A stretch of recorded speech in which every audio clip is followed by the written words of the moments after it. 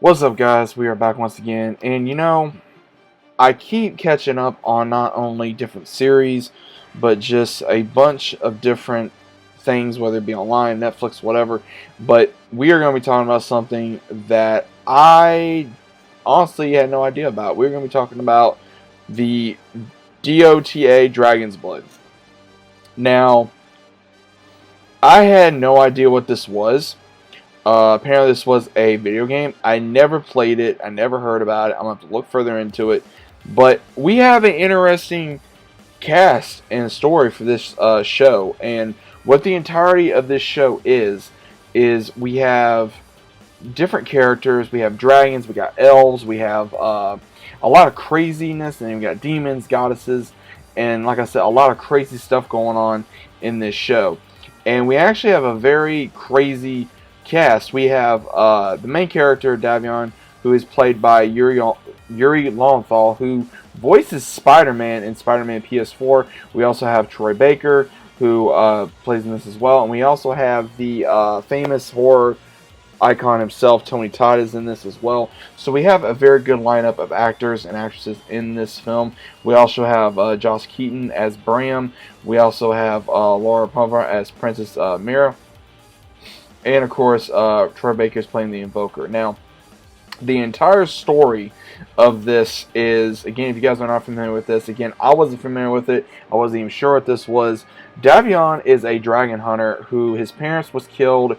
His entire village was killed by dragons. He's converted his life to be a dragon hunter. There is a dragon guild that kills dragons. Sort of like, the closest way I know how to describe it is almost like The Witcher.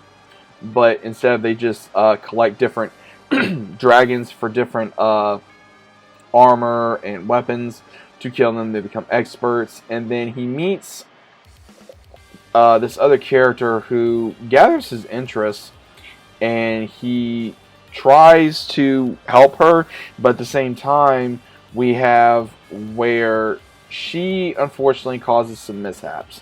And what happens is that he awakens this other dragon by the name of Slarak, and it battles Terrorblade, a demon, and they start fighting. And what happens is Davion is in the middle of it. He tries to help, and him and Slyback die, but his blood goes into Davion, bringing him back. So they are sharing one body, and they are able to go back and forth from becoming a human, human to dragon.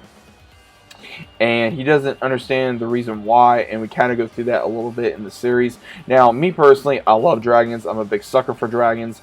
I've always loved dragons ever since I was a kid, so I really enjoyed this. And also with elves as well, we kind of have like this own little story of where this goddess by the name of Selene, she is the moon goddess of the humans, and she is apparently a false god to the elves that are wanting to go to war with this conclave that the princess is a part of.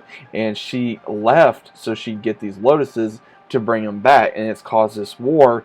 And we have where Davion and eventually starts helping them to try to bring it back. And there's a lot that goes into the series of this character, the Invoker, that Troy Baker plays, where he had a relationship with this goddess and they had a child together, but unfortunately she died, and she wouldn't even help her own child. She would just say, well, do you love me? Do you praise me? Do you worship me? All she wanted was the power and the worship, and that's all she cared about.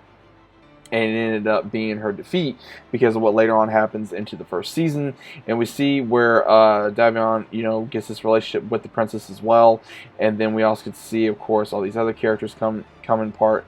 And what's really cool about this is not only seeing a human become a dragon, but also someone that hates dragons having to kind of ally himself with a dragon, even though that sooner or later that there's a rumor that Slarak is going to take over Davion at some given point, and the dragon that he is inheriting in his body is the mortal enemy of one of his heroes, Caden. He's a master dragon slayer, and when he finds out what's going on, he converts everything to try to find Davion and try to capture him and try, I guess, to extract this dragon from him at the very end of the season. And it really leaves you on a big cliffhanger, because at the very end of the season, trying to stop a war from happening, and then we have all-out war by the end of the season 1, where Davion gets captured from going by the Dragon Knights. Then we have the war between the human and the elves, with the goddess of these humans, and now this princess she's gonna have to protect her people. She's gonna have to lead her people, and we don't know exactly how that's gonna go. Exactly, she's one of those where she's a warrior, but at the same time she's a princess as well. So it's gonna be very interesting to see where we are going to be seeing a lot of these characters. Marianne, she's a very Miranda. She's a very interesting character, and also with the character Luna, who's a captain, she goes through a lot of stuff as well. So we don't know exactly what's going to happen in this. And then we also get another character by the name of Firmarin, I think is how you pronounce it. She is an elf that is very devoted to her god, but at the same time it doesn't really know if she actually exists, or she was killed, or she's a fake god. So or she may be the reincarnation. There's a lot of what ifs that go into this entire series of what everything is. And again, if you're not familiar with this franchise like I am, then it's going to be a little hard to get into, or a little hard to understand. So you have to pay attention to every single detail. But is it worth it? I would say so. If there's going to be season 2, I'm definitely down for this. I'm ready for more. I was really at the edge of my seat for the last couple episodes, and I'm really hoping that we could see another season very soon. And we also have where the graphics or the animation is very familiar to the Blood of Zeus, as well as also Castlevania. So again, not a bad show, not a bad series thus far. I'm hoping we get a season 2. We should be getting a season 2, hopefully at some given point. Like I said, I got into the season/series very late, but I'll be looking forward to see what's going to happen later on, not only in the season, but also in the series. And I'm going to have to do some more research into the show, and as well as this franchise. But let me know what you guys think about this down in the comments down below. Did you guys ever watch this? Did you guys even heard of it? Either way, let me know your thoughts about this down in the comments. And as always, I'll see you guys on the next one.